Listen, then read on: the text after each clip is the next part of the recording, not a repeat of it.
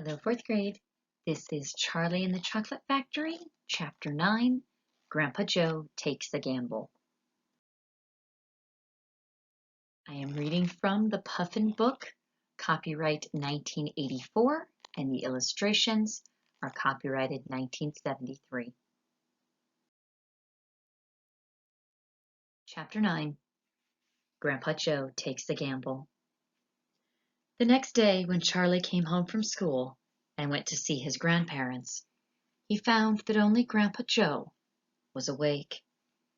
The other three were all snoring loudly. "Shh," whispered Grandpa Joe as he beckoned Charlie to come closer. Charlie tiptoed over and stood beside the bed. The old man gave Charlie a sly grin, and he started rummaging under his pillow with one hand. And when the hand came out again, there was an ancient leather purse clutched in his fingers. Under the cover of the bedclothes, the old man opened the purse and tipped it upside down.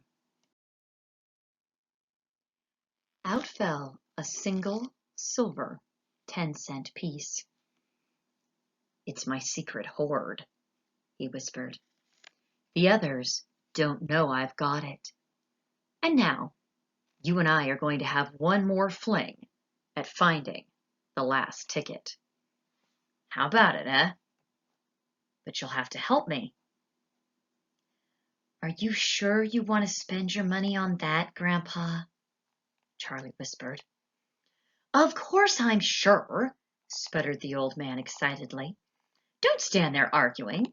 I'm just as crazy as you are to find that ticket. Here, take the money and run down to the street to the nearest store and buy the first Wonka candy bar you see and bring it straight back to me, and we'll open it together." Charlie took the little silver coin and slipped quickly out of the room. In 5 minutes, he was back. "Have you got it?" whispered Grandpa Joe, his eyes shining with excitement. Charlie nodded and held out the bar of candy. "Wonka's Nutty Crunch Surprise," it said on the wrapper. "Good," the old man whispered, sitting up in bed and rubbing his hands. "Now, come over here and sit close to me, and we'll open it together. Are you ready?" "Yes," Charlie said. "I'm ready." "All right, you tear off the first bit." "No," Charlie said. "You paid for it. You do it all." The old man's fingers were trembling most terribly as he fumbled with the candy bar. "We don't have a hope, really," he whispered, giggling a bit. "You do know we don't have a hope, don't you?" "Yes," said Charlie. "I know that." They looked at each other and both started giggling nervously. "Mind you," said Grandpa Joe, "there is just that tiny chance that it might be the one. Don't you agree?" "Yes," Charlie said. "Of course. Why don't you open it, Grandpa?" "All in good time, my boy, all in good time. Which end do you think I ought to open first?" "That corner, the one furthest from you. Just tear off a tiny bit, but not quite enough for us to see anything." "Like that?" said the old man. "Yes. Now a little bit more." "You finish it," said Grandpa Joe. "I'm too nervous." "No, Grandpa, you must do it yourself." "Very well, then. Here goes." He tore off the wrapper.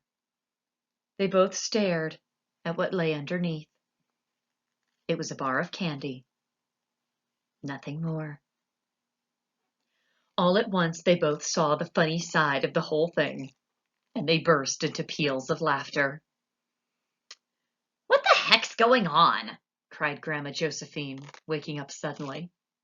"Nothing," said Grandpa Joe. "You go on back to sleep."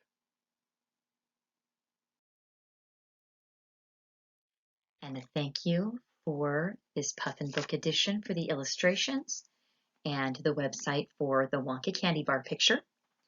Chapter 10 coming up. I'll talk to you soon. Bye.